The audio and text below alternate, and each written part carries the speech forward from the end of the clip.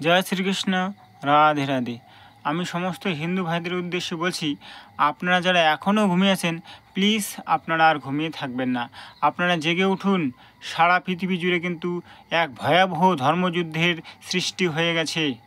এই ধর্মযুদ্ধে আমাদের হিন্দু ধর্ম কিন্তু এক ভয়াবহ বিপদে রয়েছে।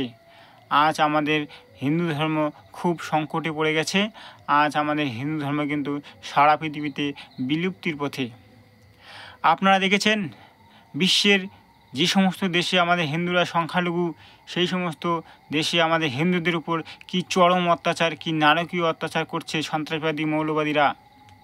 আপনারা দেখেছেন আমাদের পাশের দেশ বাংলাদেশ, পাকিস্তানে আমাদের হিন্দুদের উপর কী চরম অত্যাচার করা হয়। আপনারা দেখেছেন আমাদের পাশের দেশ বাংলাদেশে আমাদের হিন্দুদের উপর কী নারকীয়, কী পাশবিক অত্যাচার করা হচ্ছে। আপনারা বিভিন্ন টিভি চ্যানেলের মাধ্যমে, লাইভ নিউজের মাধ্যমে আপনারা দেখেছেন। আমাদের বাংলাদেশের বর্ডারে দেখেছেন যে কীভাবে আমাদের হিন্দুরা কেঁদে আমাদের ভারতবর্ষে আসার জন্য ব্যাকুল হয়ে গেছে। বাংলাদেশের স্বৈরাচারী, বাংলাদেশের মৌলবাদী সন্ত্রাসবাদীরা কীভাবে আমাদের হিন্দুদের উপর অত্যাচার করছে আপনারা প্রকাশ্য দেখেছেন। মৌলবাদী সন্ত্রাসবাদীরা আমাদের হিন্দুদের বাড়িঘর জ্বালিয়ে পুড়িয়ে, বাড়িঘর ভেঙে চুরমার করে দিয়েছে। আমাদের হিন্দুদের সমস্ত মা বোনদের কীভাবে তারা পাশবিকভাবে গণধর্ষণ করছে। এমনকি তারা ছোট ছোট বাচ্চাকেও ছাড়ছে না, তারা ছোট ছোট বাচ্চাকে পর্যন্ত তারা প্রকাশ্য রাস্তায় গণধর্ষণ করছে। আজ আমাদের হিন্দুরা সেখানে এক জ্বলন্ত অগ্নিকুণ্ডে পড়ে গেছে, তারা বাঁচার আর কোনো পথ পাচ্ছে না। তারা সেখানে আজ কোনো চাকরি চায় না, তারা সেখানে কোনো জমি জায়গা কোনো কিছু তারা চায় না, তারা শুধু চাচ্ছে একটু প্রাণেই বাঁচতে। সেই বাঁচাটুকু আজ তাদের সম্ভব হচ্ছে না, এতটাই তারা নারকীয় যন্ত্রণায় সেখানে রয়েছে।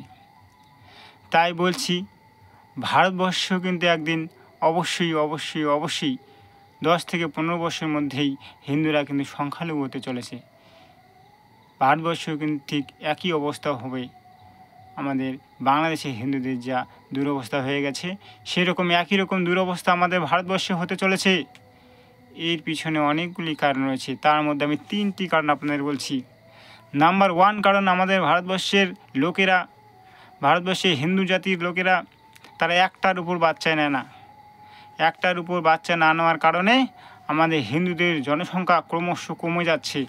অপরদিকে মুসলমান ভাইদের জনসংখ্যা কিন্তু হুড় করে হু করে বৃদ্ধি পাচ্ছে, যার ফলে সারা পৃথিবী জুড়ে কিন্তু তাদের 57টি রাষ্ট্র আছে, আমাদের কিন্তু একটিও রাষ্ট্র নেই।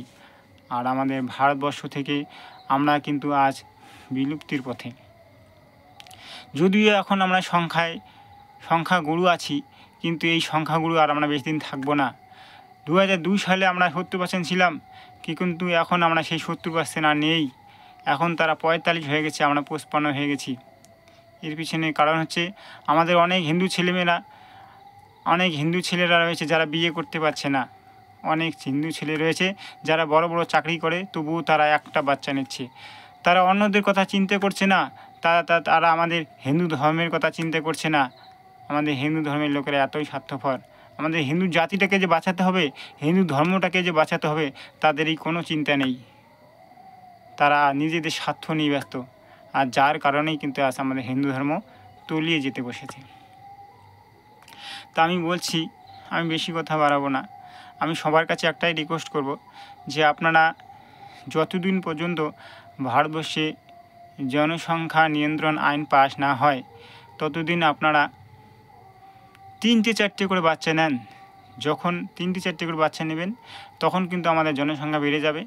তখন কিন্তু এই মৌলবাদী সংগঠন নেতারা, এই মৌলবাদী সন্ত্রাসবাদী সংগঠন অর্থাৎ সমাজদ্রোহীরা আমাদের হিন্দুদের উপর অত্যাচার করতে পারবে না।